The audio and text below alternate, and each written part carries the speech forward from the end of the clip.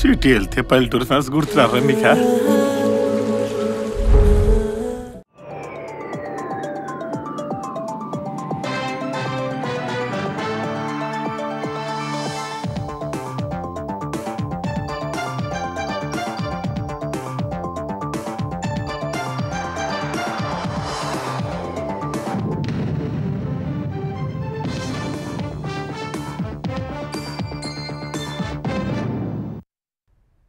నమస్కారం, ETV news కి స్వాగతం. ముఖ్యాంశాలు: పేదల పేరుతో హైడ్రా లక్ష్యాన్ని నీరుగార్చే ప్రయత్నాలు సాగనివ్వబోమన్న రేవంత్. ఆక్రమణల తొలగింపునకు ప్రజలు సహకరించాలని విజ్ఞప్తి.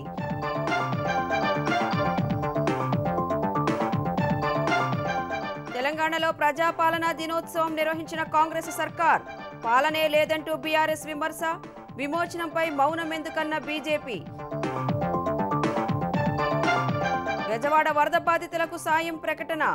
నీట మునిగిన ఇంటికి 25,000 ఇస్తామన్న సీఎం. చిరు వ్యాపారులకు 25,000 సహాయం. ప్రకాశం బ్యారేజ్లో చిక్కుకున్న పడవల వెలికితీతలో పురోగతి. సుదీర్ఘ శ్రమ తర్వాత ఒక పడవను వెలుపలకు తీసుకొస్తున్న బెకం సంస్థ.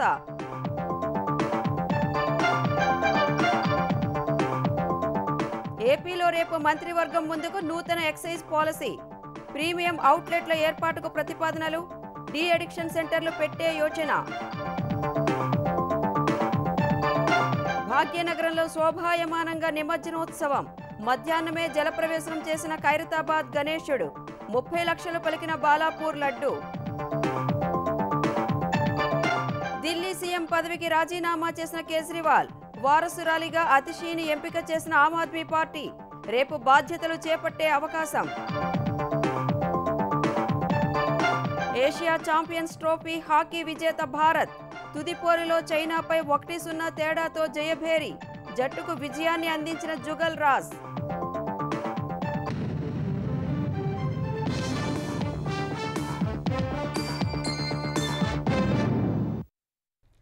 పేదలను ముందు పెట్టి హైడ్రా లక్ష్యాన్ని నీరుగార్చేందుకు భూమాఫియా ప్రయత్నిస్తోందని ముఖ్యమంత్రి రేవంత్ రెడ్డి మండిపడ్డారు. ఆక్రమణల తొలగింపులో ఎన్ని అడ్డంకులు వచ్చినా ఆగేది లేదని స్పష్టం చేశారు. హైదరాబాద్ భవిష్యత్తుకు గ్యారంటీ ఇచ్చే హైడ్రాకు ప్రజలు సహకరించాలని కోరారు. సెప్టెంబర్ 17న ప్రజాపాలనా దినోత్సవంగా జరపాలన్న నిర్ణయం 4 కోట్ల ప్రజల ఆకాంక్షగా అభివర్ణించారు. నిజాం రాజరిక వ్యవస్థను కూలదోసి ప్రజాస్వామ్య ప్రస్థానానికి నాంది పలికిన రోజును రాజకీయ ప్రయోజన కోణంలో చూడటం అవివేకమన్నారు. ఈ ఉదయం హైదరాబాద్ గన్ పార్క్ వద్ద తెలంగాణ అమరవీరులకు నివాళులర్పించిన CM Revanth Reddy public gardens లో నిర్వహించిన ప్రజాపాలన దినోత్సవంలో పాల్గొన్నారు. తొలుత జాతీయ పతాకాన్ని ఎగురవేసిన రేవంత్ తెలంగాణ రైతాంగ పోరాటం స్ఫూర్తితో పాలన సాగిస్తున్నామని చెప్పారు. రాష్ట్రాన్ని ఫ్యూచర్ స్టేట్ గా ముందుకు తీసుకెళ్తున్నట్లు చెప్పారు. సెప్టెంబర్ 17ను కొందరు తమ స్వప్రయోజనాల కోసం అమరుల త్యాగాలను పలుచన చేసేలా ప్రవర్తిస్తూ వివాదాస్పదం చేయడం క్షమించరాని విషయమని సీఎం మండిపడ్డారు. సెప్టెంబర్ 17 రాజకీయ ప్రయోజన కోణంలో దీనిని చూడటం అవివేకం అవుతుంది. విలీనమని ఒకరు, విమోచనమని మరొకరు స్వప్రయోజనాల కోసం నాటి అమరుల త్యాగాలను పలుచన చేసేలా ప్రవర్తించడం సరికాదని ప్రజాప్రభుత్వం భావిస్తుంది. సెప్టెంబర్ 17ను కొందరు వివాదాస్పదం చేసే ప్రయత్నం క్షమించరాని విషయం. ఐక్యంగా సమైక్యంగా ఉండే తెలంగాణకు బిగించిన పిడికిలి ఉన్నంత శక్తి ఉంది. ఇది ఎప్పటికీ ఇలాగే ఉండాలి. పెత్తందారులపై, నియంతలపై ఈ పిడికిలి ఎప్పటికీ పోరాట సంకేతంగా ఉండాలి. మాకు స్ఫూర్తి సెప్టెంబర్ 17. 10 ఏళ్ల బీఆర్ఎస్ పాలనలో ఆర్థికంగా ఛిద్రమైన రాష్ట్రాన్ని గాడిన పెడుతున్నామని రేవంత్ రెడ్డి తెలిపారు. బీఆర్ఎస్ హయాంలో హైదరాబాద్ ను ఫ్లడ్ సిటీగా మార్చారని, ఆ సమస్యను పరిష్కరించడానికే హైడ్రాను తెచ్చామన్నారు. ఎన్ని అడ్డంకులు ఎదురైనా పర్యావరణ రక్షణలో వెనకడుగు వెయ్యబోమని, ఇది తమ ప్రభుత్వ గ్యారంటీ అని రేవంత్ తేల్చి చెప్పారు. హైడ్రా వెనుక రాజకీయ కోణం లేదు, స్వార్థం లేదు. అదొక పవిత్ర కార్యం, ప్రకృతిని కాపాడుకునే యజ్ఞం. దీనికి ప్రతి ఒక్కరూ సహకరించాలి. కొందరు భూమాఫియా వాళ్ళు పేదలను ముందు పెట్టి హైడ్రా లక్ష్యాన్ని నీరుగార్చే ప్రయత్నంలో ఉన్నారు. ఎన్ని అడ్డంకులు వచ్చినా హైడ్రా ఆగదు. హైదరాబాద్ భవిష్యత్తుకు హైడ్రా గ్యారంటీ ఇస్తుంది. ఇది నా భరోసా. ప్రజలను సహకరించాల్సిందిగా నేను కోరుకుంటున్నాను. జిల్లాల్లోనూ ప్రజాపాలన దినోత్సవం ఘనంగా జరిగింది. ఖమ్మం పోలీస్ పరేడ్ మైదానంలో ఉప ముఖ్యమంత్రి భట్టి విక్రమార్క జాతీయ జెండాను ఆవిష్కరించారు. మిగతా చోట్ల మంత్రులు, ప్రజాప్రతినిధులు పాల్గొని జాతీయ జెండా ఆవిష్కరించారు. అమరవీరులకు ఘనంగా నివాళులర్పించారు. ఉద్యమకారుల త్యాగాలను స్మరించుకున్నారు. తెలంగాణలో పాలనే లేదని సీఎం రేవంత్ రెడ్డి మాత్రం ప్రజాపాలన దినోత్సవం నిర్వహించారని బీఆర్ఎస్ కార్యనిర్వాహక అధ్యక్షుడు కేటీఆర్ విమర్శించారు. తెలంగాణ భవన్లో సెప్టెంబర్ 17ను పురస్కరించుకుని నిర్వహించిన జాతీయ సమైక్యతా దినోత్సవంలో కేటీఆర్ జాతీయ జెండా ఎగురవేశారు. రాష్ట్రంలో గ్రామాలు, పట్టణాల్లో పారిశుద్ధ్యం పడకేసిందని, విషజ్వరాలు విజృంభిస్తున్నాయని కేటీఆర్ ఆందోళన వ్యక్తం చేశారు. కేసీఆర్, బీఆర్ఎస్లను తిట్టడం మానేసి ఇకనైనా రేవంత్ రెడ్డి పాలనపై దృష్టి పెట్టాలని కేటీఆర్ సూచించారు. గురుకులాల్లో పిల్లలు అవస్థలు పడతా ఉన్నారు విషాహారం తింటూ. గురుకుల టీచర్లను 2500 మందిని తీసి పక్కన పెట్టేసినారు సడన్గా ఆకస్మికంగా. ఇట్లాంటి పరిస్థితి ఉంటే ప్రజాపాలన పేట డైవర్షన్ గేమ్లు ఆడుతున్న రేవంత్ రెడ్డి గారు పరిపాలన మీద దృష్టి పెట్టు, ప్రజలకిచ్చిన హామీలు నెరవేర్చు, తప్పకుండా ప్రధాన ప్రతిపక్షంగా ఎప్పటికప్పుడు ప్రజా సమస్యల్ని మీ దృష్టికి తీసుకొస్తానే ఉంటాం. నిన్న నువ్వేదైతే తప్పు చేసినావో, తెలంగాణను అవమానిస్తూ, తెలంగాణ ఆత్మను అగౌరవపరుస్తూ, తెలంగాణ తల్లి ఎక్కడైతే కొలువు ఉండాలనో అమరజ్యోతి మధ్యన అంబేద్కర్ సచివాలయం నట్ట నడుమ ఎక్కడైతే తెలంగాణ తల్లి కొలువు తీరాలో అక్కడ నువ్వు రాహుల్ గాంధీ గారి తండ్రిని పెట్టినావు. మేము మళ్ళీ ప్రభుత్వంలోకి వచ్చిన మరుక్షణమే సకల మర్యాదలతో ఆ విగ్రహాన్ని అక్కడి నుంచి తిరిగి నీ గాంధీ భవన్కు పంపిస్తాం. అక్కడ మాత్రం ఖచ్చితంగా తెలంగాణ తల్లి ఉంటుంది. ఓటు బ్యాంకు రాజకీయాల కోసం తెలంగాణ విమోచన దినోత్సవ వేడుకలు నిర్వహించేందుకు నిరాకరిస్తున్నారని కేంద్ర మంత్రి, భాజపా తెలంగాణ అధ్యక్షుడు కిషన్ రెడ్డి అన్నారు. కేంద్ర ప్రభుత్వం ఆధ్వర్యంలో సికింద్రాబాద్ పరేడ్ మైదానంలో జరిగిన తెలంగాణ విమోచన దినోత్సవ వేడుకల్లో కిషన్ రెడ్డి పాల్గొన్నారు. తొలుత అమర జవాన్ల స్మృతి స్థల్ వద్ద నివాళులర్పించి అనంతరం జాతీయ పతాకాన్ని ఎగురవేశారు. కేంద్ర సాయుధ బలగాల గౌరవ వందనాన్ని స్వీకరించారు. నిజాం పాలనలో ఉన్న తెలంగాణ ప్రాంతానికి స్వాతంత్ర్యం వచ్చిందని, నేటి సమాజానికి తెలియదని కిషన్ రెడ్డి అన్నారు. రాష్ట్ర ప్రభుత్వం విమోచన దినోత్సవ వేడుకలను నిర్వహించకపోయినా కేంద్రం నిర్వహిస్తోందని కిషన్ రెడ్డి వివరించారు. మన తెలంగాణ చరిత్రను తొక్కిపెట్టారు, వక్రీకరించారు, ప్రజలను తప్పుదో పట్టించారు. నీచమైనటువంటి ఓటు బ్యాంక్ రాజకీయాల కోసం వాస్తవాలను దురుద్దేశంగా దాచిపెట్టారు. దేశానికి ఆగస్టు 15 ఎంత ముఖ్యమో మనకు మన స్వాతంత్ర దినమైనటువంటి సెప్టెంబర్ 17 కూడా అంతే ముఖ్యమో. తెలంగాణ స్వాతంత్రం పట్టించుకోనటువంటి పార్టీలను పాతరవేద్దాం. అలాంటి వ్యక్తులను తెలంగాణ పొలిమేరలకు తరిమేద్దాం. ఆత్మ గౌరవం, ఆత్మవిశ్వాసంతో ముందుకెళ్దాం. మన తెలంగాణను మనం సస్యశ్యామలం చేసుకుందాం. విజయవాడ సహా ఆంధ్రప్రదేశ్లో ఇటీవల వరదలకు నష్టపోయిన వారిని ఆదుకునేందుకు ముఖ్యమంత్రి చంద్రబాబు ప్యాకేజీని ప్రకటించారు. నీట మునిగిన ఇళ్లకు 25,000 చొప్పున ఆర్థిక సాయం ప్రకటించిన సీఎం మొదటి అంతస్తు, ఆ పైన ఉండేవారికి 10,000 ఇస్తామన్నారు. చిరు వ్యాపారులకు 25,000, 40 లక్షల నుంచి 1,50,00,000 వరకు టర్నోవర్ ఉన్న ఎంఎస్ఎంఈలకు 1,00,000 ఆర్థిక సాయం ప్రకటించారు. 1,50,00,000కు పైగా టర్నోవర్ ఉన్న ఎంఎస్ఎంఈలకు 1,50,000 ఇస్తామన్నారు. త్రిచక్ర వాహనదారులకు 10,000, ద్విచక్ర వాహనాలకు 3,000 ఆర్థిక సాయం చేస్తామన్నారు. చేనేత కార్మికులకు 15,000, మగ్గం కోల్పోయిన కార్మికులకు 25,000 సాయం ఇస్తామని చెప్పారు. ఫిషింగ్ బోట్లకు నెట్ దెబ్బతిని పూర్తి ధ్వంసమైతే 20,000 అందిస్తామని వివరించారు. పంట నష్టానికి కూడా సాయం ప్రకటించిన చంద్రబాబు హెక్టార్ వరి, పత్తి, వేరుశెనగ, చెరకు పంటలకు 25,000 చొప్పున అందిస్తామని చెప్పారు. పసుపు, అరటికి 35,000 చొప్పున ఆర్థిక సాయం చేస్తామని తెలిపారు. మిగతా పంటలకు 15,000 రూపాయలు ఇస్తామని పేర్కొన్నారు. వివిధ రకాల పండ్ల పంటలకు సైతం ఆర్థిక సాయం ప్రకటించారు. 179 సచివాలయాల్లో ఉండే అందరికీ గ్రౌండ్ ఫ్లోర్లో నీట మునిగారు. వాళ్ళందరికీ 25,000 రూపాయల చొప్పున ఆర్థిక సహాయం చేస్తున్నాం. వాళ్ళ టీవీలు పోయినాయి, ఎలక్ట్రానిక్ గూడ్స్ పోయినాయి, చాలా నష్టపోయారు. ఫస్ట్ ఫ్లోర్ లో ఉండే అందరికీ ఒక 10,000 రూపాయల ఆర్థిక సహాయం చేస్తున్నాం. వాళ్ళు కూడా ఒక ట్రామా అనుభవించారు. పని లేకుండా 10 రోజులు ఇంట్లో ఉన్నారు. Other parts of the state ఎక్కడ ఇంట్లో నీళ్లు వచ్చినా వాళ్ళకు కూడా 10,000 రూపాయలు ఇస్తున్నాం. యూనిఫామ్ గా అన్ని దిక్కలు. స్మాల్ ఎస్టాబ్లిష్మెంట్స్, కిరాణా షాపులు, చిన్న చిన్న టీ కొట్లు, ఇలాంటివన్నీ ఉంటే వాళ్ళందరికీ 25,000 రూపాయలు చొప్పున అందరికి ఇస్తున్నాం. ఇల్లు పోయి ఉంటే ఇంటికి ఇస్తాం, దేనికి ఇస్తాం. ఆంధ్రప్రదేశ్లో భారీ వరదలతో నష్టపోయిన వారిని ఆదుకునేందుకు మరికొందరు ప్రముఖులు, వివిధ సంస్థల నిర్వాహకులు ముందుకు వచ్చారు. శ్రీరామ్ ఫైనాన్స్ లిమిటెడ్, సీఎం సహాయ నిధికి ₹1 కోటి విరాళం అందించింది. ఈ మేరకు ఆ సంస్థ ఎండీ వైఎస్ చక్రవర్తి, జేఎండీ కె శ్రీనివాస్ సీఎం చంద్రబాబును కలిసి చెక్కును అందించారు. ఎస్వి యూనివర్సిటీ 47,46,380 విరాళం అందజేసింది. ఈ మేరకు university incharge VC CH Apparao, registrar M Bhupathi, బోధనేతర సిబ్బంది ఉండవల్లిలో మంత్రి లోకేష్ను కలిసి విరాళం చెక్కు అందించారు. ఆంధ్రప్రదేశ్ ఫ్లెక్సీ ప్రింటర్స్ అసోసియేషన్ అధ్యక్షులు రాజశేఖర్ 5 లక్షలు, అమలాపురానికి చెందిన చెరుకూరి రామచంద్రరావు 5 లక్షల రూపాయలు విరాళం ఇచ్చారు. హైదరాబాద్ డిజైనర్ బోటిక్ నిర్వాహకురాలు సునీత 2,35,000 అందించారు. వరద బాధితుల సహాయార్థం గౌడ సంఘం, గీతబంధు సేవా ట్రస్ట్ 2 లక్షల చెక్కులను రెవెన్యూ మంత్రి అనగాని సత్యప్రసాద్కు అందించాయి. గుంటూరు శ్రీరంగ మెడికల్ ఏజెన్సీ రామస్వామి 1,11,111 విరాళం అందజేశారు.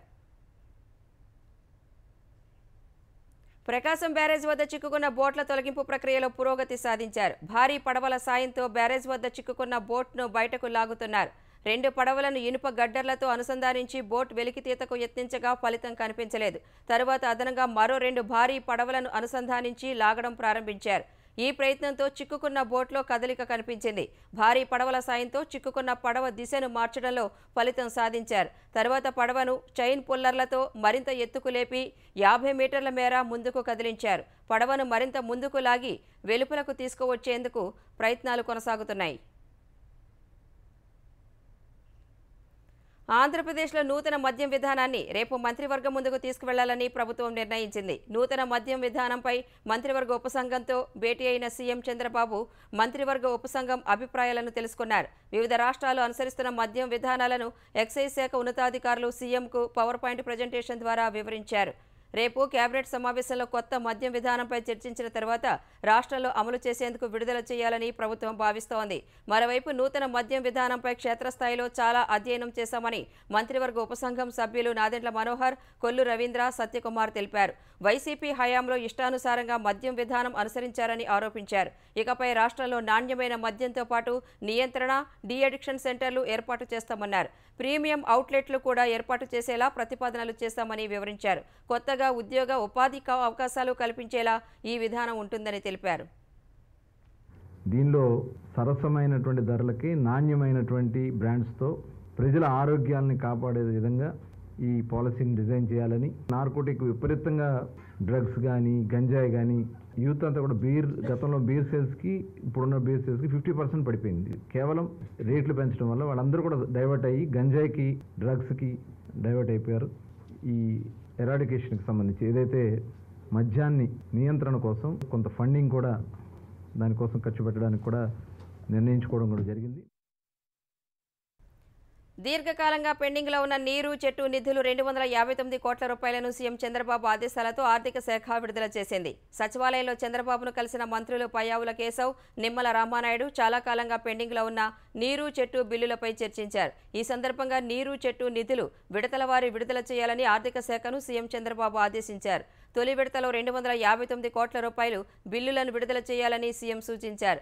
పెండింగ్లో ఉన్న మరిన్ని బిల్లులను కూడా త్వరితగతిన దశలవారీగా విడుదల చేయాలని నిర్ణయించారు. ఢిల్లీ ముఖ్యమంత్రిగా మంత్రి అతిషీ సింగ్ను ఎంపిక చేసినట్లు ఆమ్ ఆద్మీ పార్టీ వెల్లడించింది. ఆమ్ ఆద్మీ ఎమ్మెల్యేలంతా కలిసి పార్టీ శాసనసభాపక్ష నేతగా అతిషీని ఏకగ్రీవంగా ఎన్నుకున్నట్లు తెలిపింది. అనంతరం ఆప్ అధినేత అరవింద్ కేజ్రీవాల్ ఢిల్లీ ముఖ్యమంత్రి పదవికి రాజీనామా చేశారు. అతిషీ సింగ్ ఇతర మంత్రులు, పార్టీ కీలక నేతలతో కలిసి లెఫ్టినెంట్ గవర్నర్ వీకే సక్సేనాను కలిసిన కేజ్రీవాల్ రాజీనామా పత్రాన్ని అందజేశారు. కేజ్రీవాల్ రాజీనామాను ఎల్జీ ఆమోదించాక త్వరలోనే అతిషీ కొత్త సీఎంగా ప్రమాణ స్వీకారం చేయనున్నారు. మరోవైపు ఇతర పార్టీల్లో ఉంటే టికెట్ కూడా దక్కలేని సాధారణ కుటుంబం నుంచి వచ్చిన తనను కేజ్రీవాల్ ముఖ్యమంత్రిని చేస్తున్నారని అతిషీ సింగ్ చెప్పారు. ఇలాంటి అవకాశం ఆప్లో మాత్రమే సాధ్యమవుతుందని తెలిపారు. కేజ్రీవాల్ రాజీనామా ఎంతో బాధాకరమన్న ఆమె తప్పుడు ఆరోపణలతో 6 నెలలు జైల్లో ఉంచడం అన్యాయమని ఆవేదన వ్యక్తం చేశారు. కేజ్రీవాల్ స్థానంలో ఎవరున్నా 2 నిమిషాల పాటు అధికారంలో ఉండే అవకాశాన్ని కూడా వదులుకోరని వివరించారు. వచ్చే ఎన్నికల్లో ప్రజలు ఆప్ను ఎన్నుకుంటే మళ్లీ సీఎంగా కేజ్రీవాల్లే బాధ్యతలు చేపడతారని స్పష్టం చేశారు. జంట నగరాల్లో గణేష్ నిమజ్జనోత్సవం నేత్రపర్వంగా సాగుతోంది. శ్రీ సప్తముఖ మహాశక్తి గణపతిగా 10 రోజుల పాటు భక్తుల నీరాజనాలు అందుకున్న ఖైరతాబాద్ గణనాథుడు గంగమ్మ ఒడికి చేరాడు. నిన్ననే భక్తులకు దర్శనాలు నిలిపివేసిన ఉత్సవ కమిటీ సభ్యులు రాత్రి 2 గంటల సమయంలో మహాగణపతిని భారీ క్రేన్ సహాయంతో టస్కర్ పైకి చేర్చారు. తరువాత వెల్డింగ్ పనులు పూర్తి చేసి ఈ ఉదయం 6:30 గంటల తర్వాత శోభాయాత్రగా బయలుదేరిన గణనాథుడు వేలాది మంది భక్తులు వెంటరాగా ఖైరతాబాద్, టెలిఫోన్ భవన్, తెలుగుతల్లి ఫ్లైఓవర్, సచివాలయం మీదుగా ఎన్టీఆర్ ఘాటుకు చేరుకున్నాడు. అనంతరం హుస్సేన్ సాగర్లోని 4వ నెంబర్ క్రేన్ వద్ద మహాగణపతి నిమజ్జనం జరిగింది. వేలాదిగా తరలివచ్చిన భక్తుల జై జై ధ్వానాల మధ్య గంగమ్మ ఒడికి చేరాడు.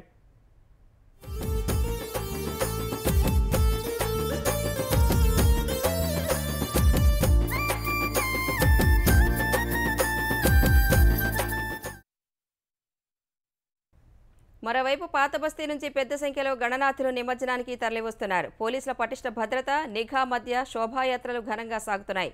బాలాపూర్ నుంచి ట్యాంక్ బండ్ వరకు ఆధ్యాత్మిక శోభ వెల్లువిరిసింది. నగరం నలుమూల నుంచి ట్యాంక్ బండ్కు వేలాదిగా చిన్న పెద్ద విగ్రహాలు తరలివస్తుండగా అధికారులు, సిబ్బంది షిఫ్ట్ల ప్రకారం విధులు నిర్వహిస్తూ నిమజ్జనం కొనసాగిస్తున్నారు. ముఖ్యమంత్రి రేవంత్ రెడ్డి హుస్సేన్ సాగర్ పరిసర ప్రాంతాలను పరిశీలించారు. గణేష్ నిమజ్జన ఏర్పాట్లపై అధికారులతో మాట్లాడిన సీఎం క్రేన్ డ్రైవర్లు, ఇతర సిబ్బందికి అప్పుడప్పుడు విశ్రాంతినిచ్చి షిఫ్ట్ల ప్రకారం విధులు నిర్వహించేలా చూడాలని అధికారులకు సూచించారు. జంట నగరాల్లోని వివిధ ప్రాంతాలు నిమజ్జన క్రతువు కొనసాగుతోంది. గణేష్ నిమజ్జనాల సందర్భంగా హైదరాబాద్లో ట్రాఫిక్ ఆంక్షలు కొనసాగుతున్నాయి. ఈ ఉదయం 8 నుంచి ఈ నెల 19న ఉదయం 8 గంటల వరకు ట్రాఫిక్ ఆంక్షలు ఉంటాయన్న పోలీసులు 67 చోట్ల దారి మళ్లింపులు చేసినట్లు వివరించారు. నిమజ్జన ప్రక్రియ సజావుగా పూర్తయ్యేందుకు భక్తులు, సాధారణ ప్రజలు సహకరించాలని కోరారు.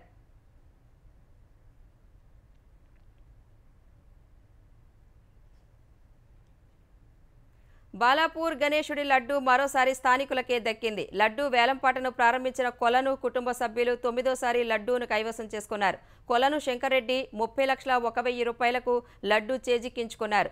3 స్థానికేతరులతో నువ్వా నేనా అన్నట్లు పోటీ పడిన శంకర్రెడ్డి గతేడాది కంటే 3,01,000 రూపాయలు అధికంగా పాడి బాలాపూర్ లడ్డు విజేతగా నిలిచారు. వినాయక చవితి వేడుకల్లో 40 ఏళ్ల క్రితం లడ్డు వేలంపాటను మొదలుపెట్టిన తమ కుటుంబానికి మరోసారి గణేశుడి ఆశీర్వాదం లభించడం పట్ల కొలను శంకర్రెడ్డి ఆనందం వ్యక్తం చేశారు.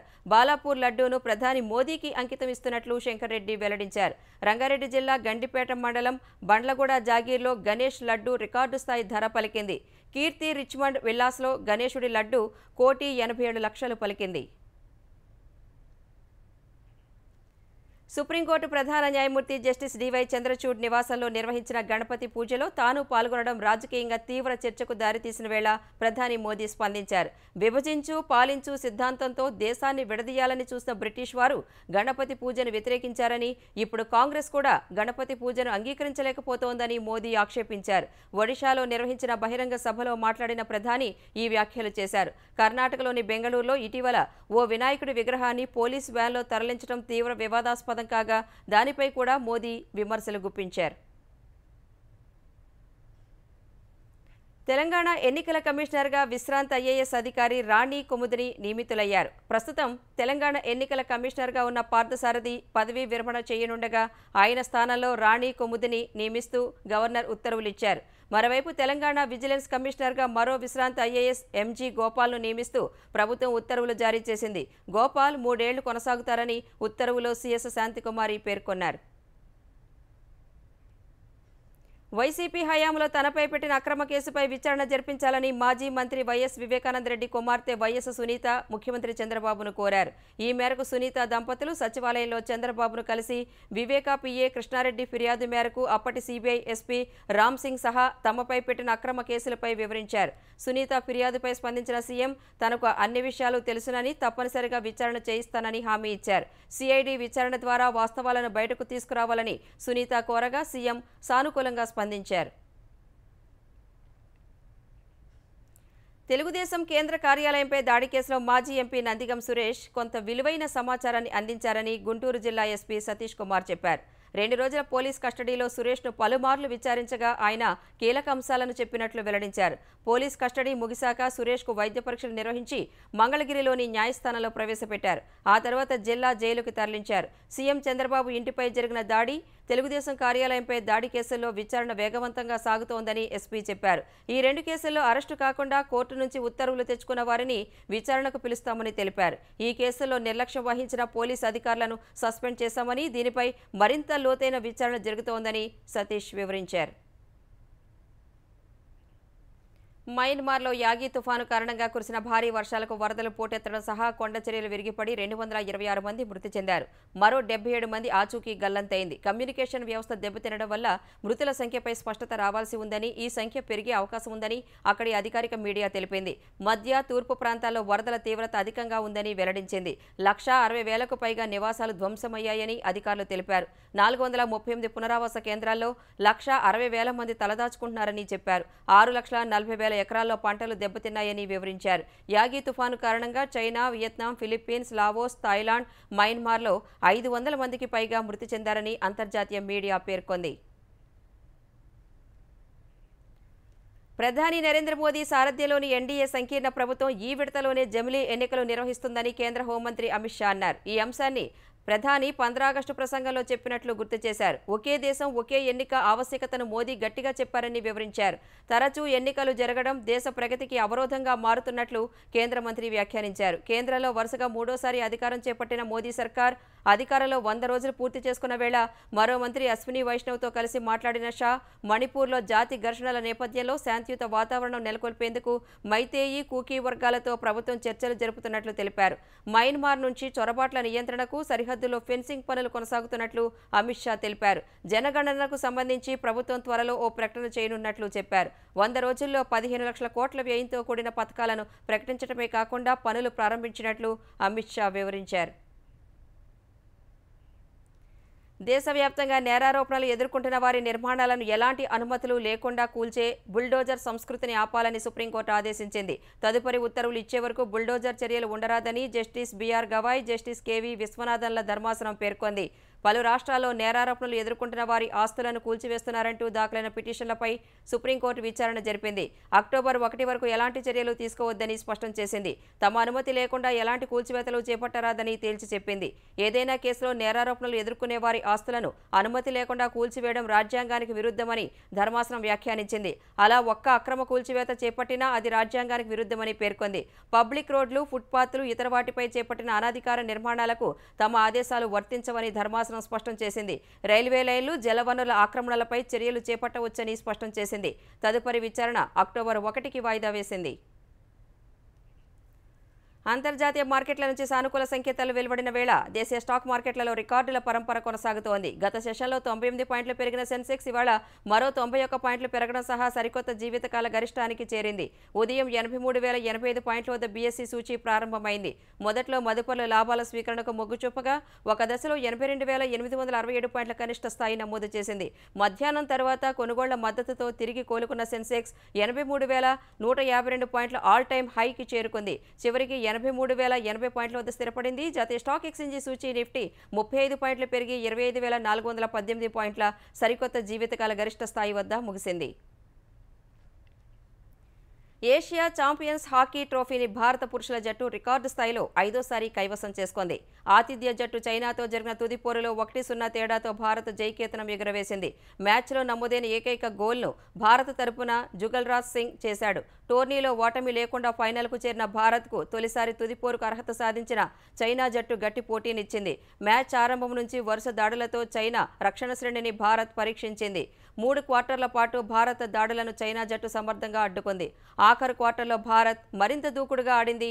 51వ నిమిషంలో జుగరాజ్ సింగ్ గోల్ చేయగా భారత్ ట్రోఫీని ముద్దాడింది.